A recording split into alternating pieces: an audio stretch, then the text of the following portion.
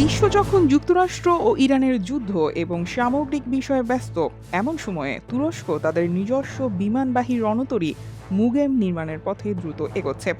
দেশটির নৌবাহিনীর প্রধান এরকুমেন্ট তাতলইগু জানিয়েছেন, আগামী বছরের শেষ নাগাদ জাহাজটির নির্মাণ কাজ শেষ হতে পারে।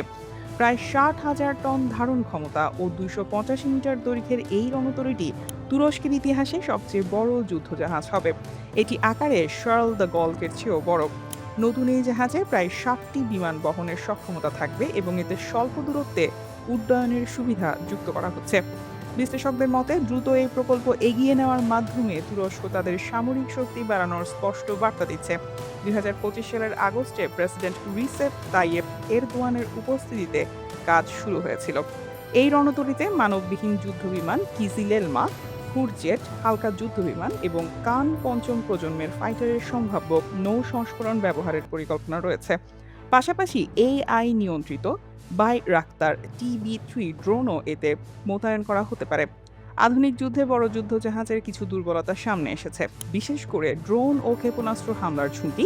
এসব মাথায় রেখেই তুরস্কের এই রণতরীতে উন্নত প্রতিরক্ষা ব্যবস্থা রাখা হচ্ছে। একাধিক শিপইয়ার্ড এই প্রকল্পে একসঙ্গে কাজ করায় দ্রুত নির্মাণ সম্ভব হচ্ছে এবং ধারণা করা হচ্ছে 2030 সালের মধ্যে এটি পুরোপুরি কার্যকর হবে। বিশেষজ্ঞদের মতে, এই প্রকল্প তুরস্কের প্রতিরক্ষা সক্ষমতা ও আন্তর্জাতিক অবস্থানকে আরও শক্তিশালী করবে এবং ন্যাটোর ভেতরেও দেশটির গুরুত্ব বাড়াবে। তবে এর ফলে আঞ্চলিক উত্তেজনাও বাড়তে পারে বলে আশঙ্কা রয়েছে। গাজা ও ইরান যুদ্ধ ঘিরে সাম্প্রতিক বছরগুলোতে ইসরায়েলের সঙ্গে উত্তেজনা বাড়ার প্রেক্ষাপটে তুরস্ক তাদের প্রতিরক্ষা খাতে জোর দিচ্ছে। ইসরায়েলের রাজনীতিক নাফতালি বেনেট তুরস্ককে পরবর্তী ইরান বলেও মন্তব্য করেছেন। ইসরায়েল ইরান উত্তেজনার পর তুরস্ক আকাশ প্রতিরক্ষা, ড্রোন এবং পঞ্চম প্রজন্মের যুদ্ধবিমান প্রকল্পে গতি বাড়িয়েছে। বিশেষজ্ঞদের মতে, গ্রিস ও সাইপ্রাসের সঙ্গে ইসরায়েলের ঘনিষ্ঠতা তুরস্ককে নৌ সক্ষমতা আরও জোরদারে আগ্রহী করে তুলছে। News desk, দুটিয়াল।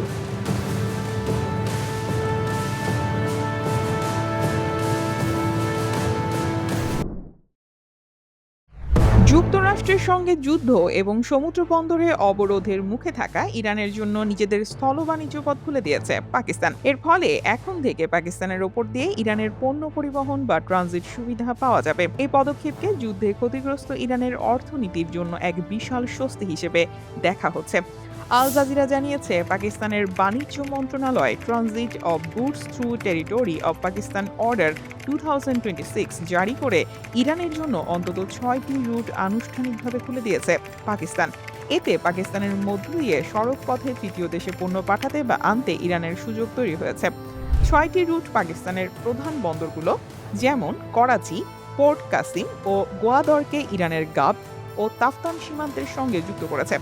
এই রুটগুলো বেলুচিস্তানের তুরবত, পাঞ্চগুর, খুসদার, কোয়েটা ও দালবান্দিনের মধ্য দিয়ে গেছে। সবচেয়ে স্বল্প দৈর্ঘ্যের রুটটি হলো গোয়াদর গাব করিডোর। এই পথে ইরানের সীমান্তে পৌঁছাতে মাত্র 2 থেকে 3 ঘন্টা লাগবে। করাচি থেকে ইরান সীমান্তে পৌঁছাতে সাধারণত 16 থেকে 18 ঘন্টা লাগে। কর্মকর্তাদের মতে, গোয়াদর গাব রুটে পরিবহন খরচ করাচির তুলনায় 45 থেকে 55% কমে আসবে। পাকিস্তানের বাণিজ্যমন্ত্রী জাম কামাল খান এই উদ্যোগকে আঞ্চলিক বাণিজ্য বাড়াতে এবং পাকিস্তানের একটি গুরুত্বপূর্ণ বাণিজ্য করিডোর হিসেবে ভূমিকা শক্তিশালী করতে একটি গুরুত্বপূর্ণ পদক্ষেপ বলে অভিহিত করেছেন। তবে ভারত থেকে আসা পণ্য এই ট্রানজিট সুবিধার আওতায় নেই। 2025 সালের মে মাসে ভারত-পাকিস্তান যুদ্ধের পর জারি করা এক আদেশে পাকিস্তানের মধ্য দিয়ে ভারতের পণ্যের পরিবহন নিষিদ্ধ করা হয়েছিল। বিশ্লেষকরা বলছেন, এটি একটি বড় পদক্ষেপ। ইরান ও ইসরায়েল যুক্তরাষ্ট্র যুদ্ধের কারণে আঞ্চলিক অর্থনীতি স্থবির হয়ে পড়েছে। এমন পরিস্থিতিতে পাকিস্তানের এই সিদ্ধান্ত দুই দেশ সহ আঞ্চলিক বাণিজ্য সচল রাখতে গুরুত্বপূর্ণ ভূমিকা রাখবে। বলা হচ্ছে, পাকিস্তান এখন পশ্চিমমুখী বাণিজ্যের জন্য আফগানিস্তানকে পুরোপুরি এড়িয়ে যেতে পারবে। এই করিডোর পাকিস্তানকে চীন সমর্থিত বাণিজ্য রুটের মাধ্যমে পশ্চিম এশিয়ায় প্রবেশের প্রধান স্থল প্রবেশদ্বার হিসেবে প্রতিষ্ঠিত করবে। তবে কিছু বিশ্লেষক বলেছেন, এই সুযোগ বাস্তব, ঝুঁকিও বাস্তব। উত্তর পশ্চিম ও দক্ষিণ পশ্চিম সীমান্তে নিরাপত্তা পরিস্থিতি নিয়ে বিশেষ নজরদারি থাকতে হবে, কারণ এই অঞ্চলে নিরাপত্তা সংকট দেখা দিলে সবকিছু এলোমেলো হয়ে যেতে পারে। এদিকে এই ঘোষণা এমন এক সময় এলো যখন হরমুজ প্রণালী ও অন্যান্য নৌবন্দরে অবরোধ দিয়ে ইরানকে সর্বোচ্চ চাপে রাখতে চাইছে যুক্তরাষ্ট্র। পাকিস্তানের এই পদক্ষেপ মার্কিন সেই চেষ্টাকে দুর্বল করে দেবে বলেই মনে করা হচ্ছে। একই সাথে যুক্তরাষ্ট্রের মিত্র হিসেবে পরিচিত পাকিস্তান ইরানকে এই সুবিধা দেওয়ায় ওয়াশিংটনের সঙ্গে ইসলামাবাদের সম্পর্কে নতুন কোনো টানাপোড়েন তৈরি হয় কিনা সেটি দেখার বিষয়। এছাড়া যুদ্ধবন্ধে ইসলামাবাদের মধ্যস্থতায় চলমান আলোচনাতেই বা এর কী প্রভাব পড়বে তা নিয়েও শুরু হয়েছে চুলচেরা বিশ্লেষণ। News desk Dutiyal.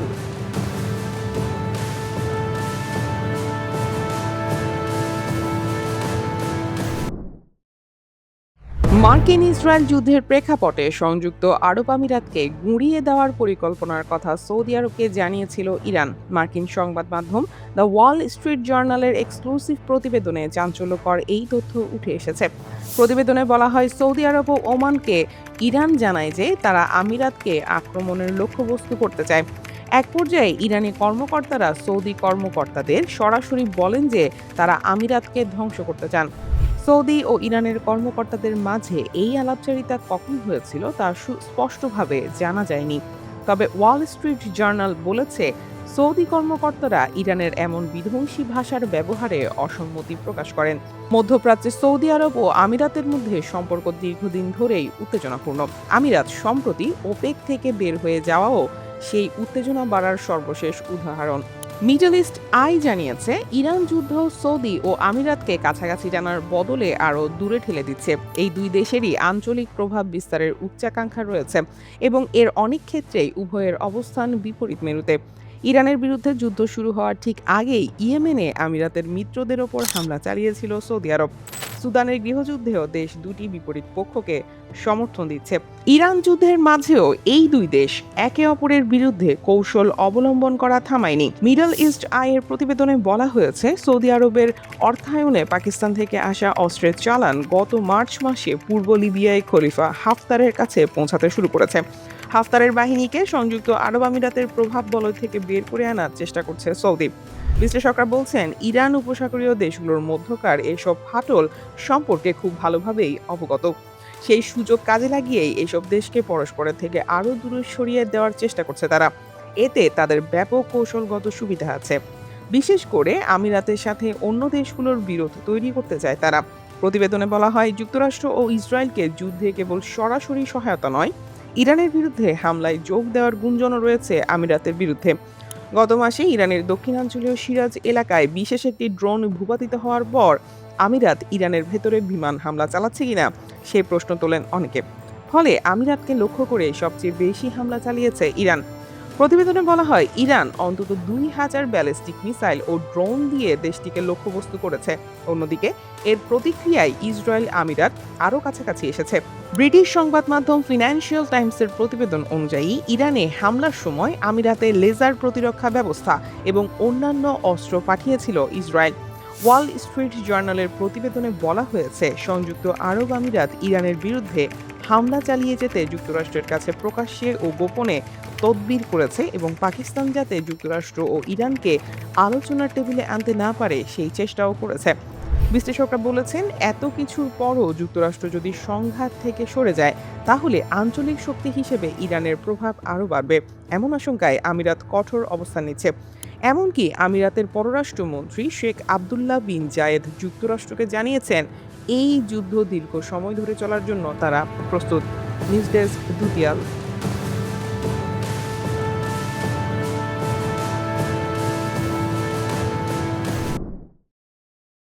কুখ্যাত মার্কিন যৌন অপরাধী জেফ্রি অ্যাপস্টেইনের ব্যক্তিগত দ্বীপে নির্মিত রহস্যময় নীল সাদা ভবনটি নিয়ে দীর্ঘদিনের ধোঁয়াশা অবশেষে কাটল। মার্কিন বিচার বিভাগ কর্তৃক সম্প্রতি প্রকাশিত কয়েক মিলিয়ন পৃষ্ঠার নথিপত্র এবং ইমেল চালাচালি থেকে জানা গেছে, এই ভবনটিকে অ্যাপস্টেইন একটি মসজিদ হিসেবে গড়ে তুলতে চেয়েছিলেন। এর জন্য তিনি ইসলামের পবিত্রতম স্থান মক্কার কাবার গিলাফ এবং কিসওয়া অত্যন্ত গোপনীয়তার সঙ্গে সংগ্রহ করেছিলেন। এই নিয়ে বিশ্বজুড়ে মুসলিম সম্প্রদায়ের মধ্যে তীব্র ক্ষোভের সৃষ্টি করেছে। নিউ ইয়র্ক টাইমস জানিয়েছে, ক্যারিবিয়ান সাগরে অ্যাপস্টেইনের মালিকানাধীন লিটল সেন্ট জেমস দ্বীপে একটি নীল সাদা ডোরাকাটা এবং সোনালী গম্বুজওয়ালা কিউব আকৃতির ভবন রয়েছে। নির্মাণকালে এটিকে সরকারি নথিতে মিউজিক রুম হিসেবে উল্লেখ করা হয়েছিল, কিন্তু অ্যাপস্টেইনের ব্যক্তিগত নথিপত্র ও শিল্পী ইয়ন নিকোলার সাক্ষ্য অনুযায়ী অ্যাপস্টেইন এটিকে নিয়মিত তার মসজিদ বলে ডাকতেন। 2003 সালে ভ্যানিটি ফেয়ারকে দেওয়া এক সাক্ষাৎকারে অ্যাপস্টেইন গর্ব করে বলেছিলেন, তার কাছে বিশ্বের বৃহত্তম পার্সিয়ান গালিচা আছে যা কোনো এক মসজিদ থেকে সংগৃহীত। তার এই ইসলামিক শিল্পকলার প্রতি মোহ শেষ পর্যন্ত তাকে মক্কার পবিত্র নিদর্শন পর্যন্ত পৌঁছে দিয়েছিল। ২০১৭ সালে প্রকাশিত নথি অনুযায়ী অ্যাপস্টেইন সৌদি আরবের রাজদরবারের প্রভাবশালী মহলের সঙ্গে সখ্য গড়ে তুলেছিলেন। এই নেটওয়ার্ক তাকে মক্কার কাবার ৩টি অমূল্য নিদর্শন পাইয়ে দিতে সাহায্য করে। সেগুলো হলো: ১. কাবার অভ্যন্তরের গিলাফ, কাবার ভেতরের দেয়ালে থাকা অত্যন্ত দুর্লভ কারুকাজ করা কাপড়। ২. কিসওয়া, কাবার বাইরের কালো প্রচ্ছদ যা প্রতি বছর প্রায় $৫ মিলিয়ন ব্যয়ে স্বর্ণ ও রূপার সুতো দিয়ে তৈরি করা হয়। ৩. মক্কার বিশেষ কারখানার নিদর্শন, কাবার গিলাফ তৈরির জন্য নির্দিষ্ট মক্কার রাজকীয় কারখানা থেকে সংগৃহীত বিশেষ কাপড়। সৌদি প্রতিনিধি আজিজা আল আহমাদি এক ইমেইলে অ্যাপস্টেইনকে এই নিদর্শনের গুরুত্ব বুঝিয়ে লিখেছিলেন, এই কালো অংশটি অন্তত ১ কোটি মুসলিমের স্পর্শ পেয়েছে। তারা তাদের প্রার্থনা, চোখের পানি এবং আশা এই কাপড়ের গায়ে রেখে গেছেন। অ্যাপস্টেইন এই পবিত্র নিদর্শনের উপর দাঁড়িয়ে বা সেগুলো মেঝের গালিচা হিসেবে ব্যবহার করে প্রভাবশালী ব্যক্তিদের সঙ্গে ছবি তুলতেন। নথিগুলো থেকে আরও জানা যায়, নরওয়েজীয় কূটনৈতিক তেরজে রড লারসেনের মাধ্যমে অ্যাপস্টেইন সৌদি আরবের বর্তমান যুবরাজ মোহাম্মদ বিন সালমানের সঙ্গে যোগাযোগ গড়ে তোলেন। অ্যাপস্টেইন যুবরাজকে খুশি করতে শরিয়াহ নামে একটি নতুন বৈশ্বিক মুদ্রার প্রস্তাব দিয়েছিলেন, যা মুসলিম দেশগুলোর মধ্যে ব্যবহৃত হবে। মূলত সৌদি আরবের রাষ্ট্রীয় তেল কোম্পানি আরামকোর শেয়ার বাজারে আসার সময় তিনি যুবরাজের আর্থিক উপদেষ্টা হতে চেয়েছিলেন। অ্যাপস্টেইনের এই তথাকথিত মসজিদটির স্থাপত্য ছিল রহস্যময়। তিনি উজবেকিস্তান থেকে মসজিদের টাইলস আনিয়েছিলেন এবং সিরিয়ার ১৫০০ শতাব্দীর ইয়াল বুঘা হাম্মাম বা স্নানাগারের আদলে সোনালী গম্বুজ তৈরি করেছিলেন। তবে জেফ্রি অ্যাপস্টেইনের অহংকারের চূড়ান্ত বহিঃপ্রকাশ ঘটেছিল তখন, যখন তিনি শিল্পীকে নির্দেশ দিয়েছিলেন ক্যালিগ্রাফিতে আল্লাহ শব্দের বদলে তার নিজের নামের আদ্যাক্ষর জে ও ই খোদাই করতে। ২০১৯ সালে জেলখানায় অ্যাপস্টেইনের আত্মহত্যার পর তার রহস্যময় জগৎ নিয়ে অনেক জল্পনা শুরু হয়। ২০১৭ সালের হারিকেন মারিয়ার কবলে পড়ে দ্বীপের সেই ভবনের অনেক কিছু ক্ষতিগ্রস্ত হলেও কাবার সেই পবিত্র নিদর্শনগুলো পরে উদ্ধার করা হয়েছে কিনা তা নিয়ে এখনও অস্পষ্টতা রয়েছে। বিশ্লেষকদের মতে অ্যাপস্টেইন কেবল একজন অপরাধী ছিলেন না, বরং তিনি ছিলেন একজন ক্ষমতালোভী ব্যক্তিত্ব, যিনি নিজের প্রভাব জাহির করতে বিশ্বের পবিত্রতম ধর্মীয় প্রতীকগুলোকেও নিজের ব্যক্তিগত বিলাসিতার খেলনা হিসেবে ব্যবহার করতে দ্বিধা করেননি। মার্কিন বিচার বিভাগের এই নতুন তথ্যগুলো অ্যাপস্টেইন সাম্রাজ্যের সেই অন্ধকারের একটি ছোট অংশ মাত্র। News desk, বুদিয়াল।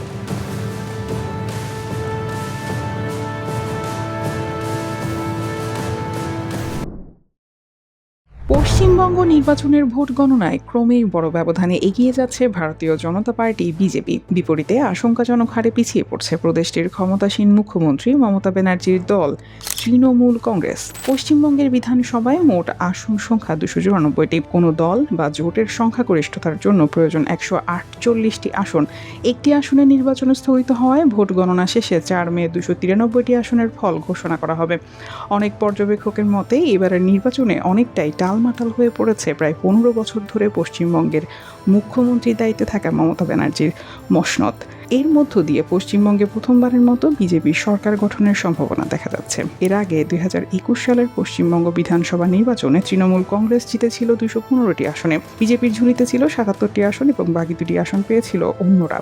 এরই মাঝে পশ্চিমবঙ্গ বিধানসভার বিরোধী দলীয় নেতা শুভেন্দু অধিকারীর দাবি, এবার রাজ্যে তার দল বিজেপি সরকার গঠন করতে যাচ্ছে। পশ্চিমবঙ্গ বিজেপির প্রধান শ্রমিক ভট্টাচার্য বলেছেন, বিজেপি কর্মীদের স্বপ্ন এখন বাস্তব হতে যাচ্ছে। ভোট গণনায় পিছিয়ে আছে ক্ষমতাসীন দল তৃণমূল। সেই প্রেক্ষাপটে শ্রমিক ভট্টাচার্য বার্তা সংস্থা ANI এর কাছে এমন কথা বলেন। এই নির্বাচনের ফলাফলের মধ্য দিয়ে রাজ্যে বিজেপি সরকার গঠনের ব্যাপারে আত্মবিশ্বাসী শ্রমিক ভট্টাচার্য। পশ্চিমবঙ্গের নির্বাচনে বিজেপির ছক কিভাবে কাজে দিল, কিভাবে এগিয়ে গেল তারা, এই নিয়ে চলছে চুলচেরা বিশ্লেষণ। বিশ্লেষকরা বলছেন, আবারও মমতার প্রত্যাবর্তনকে পেছনে ফেলে পশ্চিমবঙ্গ পরিবর্তনের দিকে ঝুঁকতে চলেছে। তৃণমূল কংগ্রেস লড়াইয়ে থাকলেও বিজেপিকে টপকে তারা এখনও এগিয়ে যাওয়ার মতো সম্ভাবনা জাগাতে পারেনি। এই অগ্রগতিতে ছেদ না পড়লেই প্রথম পশ্চিমবঙ্গে বিজেপির ক্ষমতাসীন হওয়া মোটামুটিভাবে নিশ্চিত বলা যায়। বিশ্লেষকরা বলছেন, স্পষ্টতই এবারে নির্বাচন কমিশনের অতি তৎপরতা, ভোটার তালিকা হালনাগাদের নামে ১ কোটি ভোটারের নাম বাদ দেয়া, যাদের বড় অংশই মুসলিম। 2.5 থেকে 3.5 লাখ কেন্দ্রীয় বাহিনী মোতায়েন, 650 পুলিশ কর্তা ও আমলার বদলি এবং গণনা কেন্দ্রের ভার প্রধানত কেন্দ্রীয় সরকারি ও রাষ্ট্রায়ত্ত সংস্থার কর্মীদের হাতে তুলে দেওয়ার সিদ্ধান্ত এই ভোটে বিজেপিকে এগিয়ে রেখেছে। এবারে 15 বছর সরকারে থাকার ফলে মমতা ব্যানার্জির দলের প্রতি সাধারণ মানুষের স্বাভাবিক যে ক্ষোভ তৈরি হয়েছে, বিজেপি তাকে কাজে লাগিয়েছে। পর্যবেক্ষকরা বলছেন, কেন্দ্রীয় শাসক দল বিজেপি নির্বাচন কমিশন ও রাষ্ট্রীয় এজেন্সির মোকাবিলায় তৃণমূল কংগ্রেস এই লড়াইটাকে বাঙালি জাতিভিমান বনাম বহিরাগত আগ্রাসন এর রূপ দিতে চেয়েছিল, কিন্তু দেখা যাচ্ছে সেই আখ্যান বাঙালি গ্রহণ করেনি। তৃণমূল ভেবেছিল ভোটার তালিকা হালনাগাদের নামে অনেক ভোটারকে বাদ দেওয়ার ক্ষোভ ও হয়রানির জবাব দিতে মানুষ বিজেপির বিরুদ্ধে বোতাম টিপবে, কিন্তু দেখা গেল তাদের সে ভাবনাও ছিল ভুল। News desk, দুতিয়াল।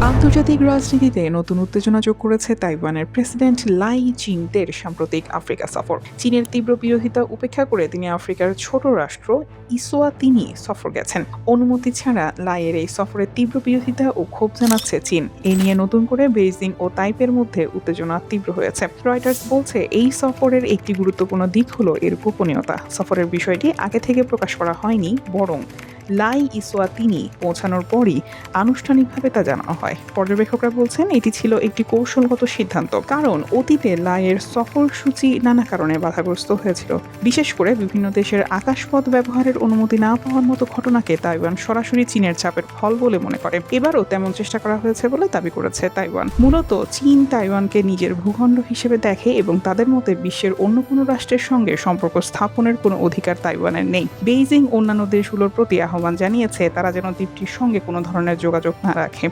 তবে তাইওয়ান সরকার সবসময় এই অবস্থান প্রত্যাখ্যান করে আসছে। এই নিয়ে নিজ কার্যালয় থেকে দেওয়া এক বিবৃতিতে লাই বলেন, তাইওয়ান একটি সার্বভৌম রাষ্ট্র এবং বিশ্বের অংশ। বিশ্বের সঙ্গে সম্পৃক্ত হওয়ার অধিকার আছে তাইওয়ানের 2.30 কোটি মানুষের। অন্য কোনো দেশের সে অধিকার নেই যে তারা তাইওয়ানকে বিশ্বের জন্য অবদান রাখতে বাধা দেবে। অন্যদিকে লাইয়ের এই সফর ঘিরে ক্ষুব্ধ চীন জানিয়েছে, লাই গোপনে ইসওয়াতিনিতে পৌঁছেছেন। এক বিবৃতিতে চীনের তাইওয়ান বিষয়ক কার্যালয়ের মুখপাত্র বলেন, লাই চিং-তের ঘৃণ্য আচরণ গোপনে এদেশ ওদেশ দৌড়ে যাওয়া ইঁদুরের মতো। তার এই আচরণ আন্তর্জাতিক মহলে অবধারিতভাবে উপহাসের মুখে পড়বে। এর কড়া জবাব দিয়েছে তাইওয়ান। তারা বলেছে, লাই কোথায় যাবেন তার জন্য বেইজিংয়ের অনুমতির প্রয়োজন নেই। মাছের ব্যাপারীর মতো চীনের তাইওয়ান বিষয়ক কার্যালয়ের অশালীন ভাষা অত্যন্ত বিরক্তিকর। বেইজিং তাইপের এই নতুন উত্তেজনা বৃদ্ধি প্রসঙ্গে বিশ্লেষকরা বলছেন, তাইওয়ানের প্রেসিডেন্টের ইসওয়াতিনি সফরটি প্রতীকী ও কৌশলগত, দুই দিক থেকেই গুরুত্বপূর্ণ। আফ্রিকা মহাদেশে এটি একমাত্র দেশ যার সঙ্গে তাইওয়ানের আনুষ্ঠানিক কূটনৈতিক সম্পর্ক রয়েছে। আন্তর্জাতিক অঙ্গনে ক্রমেই বিচ্ছিন্ন হয়ে পড়া তাইওয়ানের জন্য এই সম্পর্ক ধরে রাখা অত্যন্ত জরুরি। সফরটি দেশটির রাজা তৃতীয় এম সোয়াতির শাসনের 40 বছর পূর্তি উপলক্ষে হলেও এর রাজনৈতিক তাৎপর্য অনেক গভীর। আর সে কারণেই চীন ও তাইওয়ানের মধ্যে নতুন করে উত্তেজনা দেখা দিয়েছে।